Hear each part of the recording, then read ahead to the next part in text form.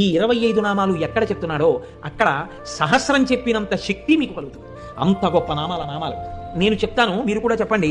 సింహాసనేషి, లలిత, మహారాజ్ఞి, వరాంకుశ, చాపిని, త్రిపురా చైవ, మహాత్రిపుర సుందరి, సుందరీ చక్రనాథ చ,